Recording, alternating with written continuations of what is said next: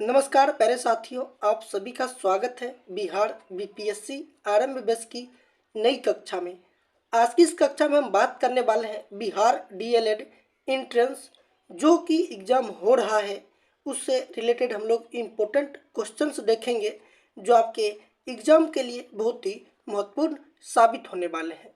तो वीडियो को मिस नहीं कीजिए, वीडियो को शुरू से लास्ट तक देखिए, आपके एग्ज़ाम में निश्चित रूप से आएंगे। तो चलिए देखते हैं पहला प्रश्न। तो पहला प्रश्न कहता है, हरी चाय का सबसे बड़ा उत्पादक राज्य कौन है? हरी चाय का सबसे बड़ा उत्पादक राज्य याद रखिएगा सिक्किम है। ऑप्शन हो जाएंगे इसका बी। चलिए प्रश्न बढ़ते हैं दो की ओर। प्रश्न दो कहता है, विश्व में तिलहन का सबसे बड़ा उत्पादक देश कौन है? विश्व में तिलहन का सबसे बड़ा उत्पादक देश कौन है? तो याद रखिएगा भारत है। ऑप्शन हो जाएंगे इसका ए। चलिए प्रश्न बढ़ते हैं तीन की ओर। प्रश्न तीन कहता है, बारदोली सत्याग्रह किसके नेतृत्व में हुआ था?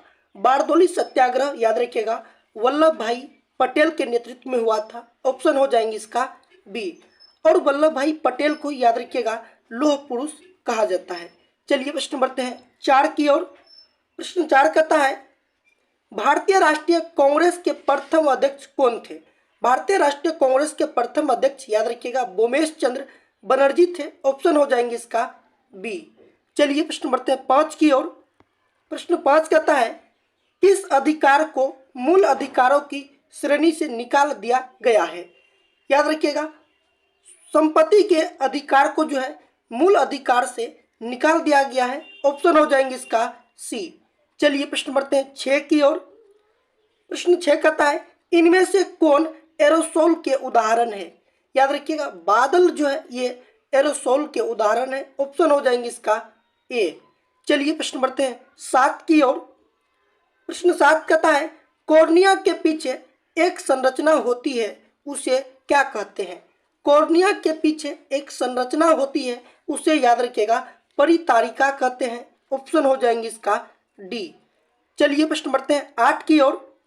प्रश्न आठ कहता है, किसी वस्तु का प्रतिबिंब आंख के जिस भाग पर बनता है वह है? किसी वस्तु का प्रतिबिंब आंख के जिस भाग पर बनता है वह है, याद रखिएगा रेटिना है। ऑप्शन हो जाएंगे इसका बी। चलिए प्रश्न बढ़ते हैं नौ की ओर। प्रश्न नौ कहता है, हमारे शरीर की सबसे लंबी कोशिका कौन सी है? हमारे शरीर की सबसे लंबी कोशिका तंत्रिका कोशिकाएं हैं। ऑप्शन हो जाएंगे इसका ए। चलिए प्रश्न बढ़ते हैं दस की ओर। प्रश्न दस कहता है, 1932 ईस्वी में पूना समझौता किनके बीच हुआ था? याद रखिएगा पूना समझौता जो है गांधी जी और अंबेडकर के बीच हुआ था। ऑप्शन हो जाएंगे इसका ए।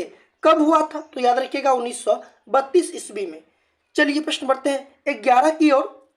प्रश्न 11 कहता है, अखिल भारतीय किसान सभा का गठन कहाँ और कब हुआ था? अखिल भारतीय किसान सभा का गठन लखनऊ में हुआ था 1936 ईस्वी में। ऑप्शन हो जाएंगे इसका सी। चलिए प्रश्न बढ़ते हैं 12 की ओर। प्रश्न 12 कहता है, इल्बर्ट बिल कब पारित हुआ? इल्बर्ट बिल याद रखिएगा 1883 ईस्वी में पारित हुआ था। ऑप्शन हो जाएंगे इसका बी। चलिए प्रश्न बढ़ते हैं 13 की ओर। प्रश्न 13 कहता है, प्रथम विश्व युद्ध कब आरंभ हुआ था? प्रथम विश्व युद्ध याद रखिएगा 1914 ईस्वी में आरंभ हुआ था और 1918 ईस्वी में समाप्त हुआ था। दूसरा विश्व युद्ध की बात करें तो दूसरी विश्व युद्ध 1939 में शुरू हुआ था और 1945 में समाप्त हुआ था। चलिए प्रश्न बढ़ते हैं 14 की ओर। प्रश्न 14 कहता है, जाड़े में सबसे ज़्यादा ठंड कहाँ पड़ता है? जाड़े में सबसे ज़्यादा ठंड याद रखिएगा जम्मू में पड़ता है। ऑप्शन हो जाएंगे इसका डी। चलिए प्रश्न बढ़ते हैं 15 की ओर। प्रश्न 15 कहता है, स्पेक्ट्रम के किस रंग का झुकाव सबसे अधिक होता है? स्पेक्ट्रम का हिंदी होता है वर्णपट। वर्णपट में सबसे अधिक जो झुकाव होता है वो होता है बैंगनी रंग का। ऑप्शन हो जाएंगे इसका सी। चलिए प्रश्न बढ़ते हैं 16 की ओर। प्रश्न 16 कहता है, निकट दृष्टि दोष वाले व्यक्ति के चश्मे में लगा होता है। जिस व्यक्ति को निकट दृष्टि दोष है याद रखिएगा वे अवतल लेंस वाले चश्मे का उपयोग करते हैं और जिस व्यक्ति को दूर दृष्टि दोष है वे याद रखिएगा उत्तल लेंस के बने चश्मे का उपयोग करते हैं। इसका ऑप्शन हो जाएंगे बी। चलिए प्रश्न बढ़ते हैं 17 की ओर। प्रश्न 17 कहता है फूल में नर प्रजनन अंग होता है। फूल में नर प्रजनन अंग याद रखिएगा पुंकेसर होता है। ऑप्शन हो जाएंगे इसका ए। चलिए प्रश्न बढ़ते हैं 18 की ओर। प्रश्न 18 कहता है मुंबई में सर्वप्रथम सूती कपड़ों के मिल की स्थापना कब हुई। याद रखिएगा मुंबई में सूती कपड़े की मिल की स्थापना जो है 1854 ईस्वी में हुई थी। ऑप्शन हो जाएंगे इसका ए। चलिए प्रश्न बढ़ते हैं 19 की ओर। प्रश्न 19 कहता है 1917 ईस्वी में भारत में पहली जूट मिल किस शहर में स्थापित हुआ। याद रखिएगा 1917 ईस्वी में भारत में पहली जूट मिल की स्थापना कोलकाता में हुआ था। ऑप्शन हो जाएंगे इसका ए। चलिए प्रश्न बढ़ते हैं 20 की ओर। प्रश्न 20 कहता है गुरुत्वाकर्षण का सिद्धांत किसने प्रतिपादित किया। गुरुत्वाकर्षण का सिद्धांत याद रखिएगा न्यूटन के द्वारा प्रतिपादित किया गया था। ऑप्शन हो जाएंगे इसका ए। चलिए प्रश्न बढ़ते हैं 21 की ओर। प्रश्न 21 कहता है सुरक्षा परिषद में कितने सदस्य अस्थायी है। सुरक्षा परिषद में याद रखिएगा 5 सदस्य अस्थायी होता है। ऑप्शन हो जाएंगे इसका ए। चलिए प्रश्न बढ़ते हैं 22 की ओर। प्रश्न 22 कहता है कोलाइड का उदाहरण है। कोलाइड का उदाहरण याद रखिएगा गोंद है। ऑप्शन हो जाएंगे इसका डी। चलिए प्रश्न बढ़ते हैं 23 की ओर। प्रश्न 23 कहता है समान नेत्र के लिए दूरबिंदु होता है। समान नेत्र के लिए दूरबिंदु याद रखिएगा अनंत होता है, जबकि निकट बिंदु याद रखिएगा 25 सेंटीमीटर होता है। इसका ऑप्शन हो जाएंगे सी। चलिए प्रश्न बढ़ते हैं 24 की ओर। प्रश्न 24 कहता है स्पेक्ट्रम प्राप्त करने के लिए निम्न में किसका उपयोग होता है। स्पेक्ट्रम का हिंदी हम आपको बताए थे वर्णपट होता है जो कि प्रिज्म का बना होता है। जब हम लोग प्रिज्म से श्वेत प्रकाश को गुजारते हैं तो ये 7 अवयवी रंगों में विभक्त हो जाते हैं और सबसे अधिक झुकाव जो होता है वो होता है बैंगनी का और सबसे कम झुकाव याद रखिएगा लाल रंग का होता है। इसका ऑप्शन हो जाएंगे सी प्रिज्म। चलिए प्रश्न बढ़ते हैं 25 की ओर। प्रश्न 25 कहता है मानव नेत्र में किस प्रकार का लेंस पाया जाता है। मानव नेत्र में याद रखिएगा उत्तल लेंस होता है। ऑप्शन हो जाएंगे इसका डी। ये प्रश्न बढ़ते हैं 26 की ओर।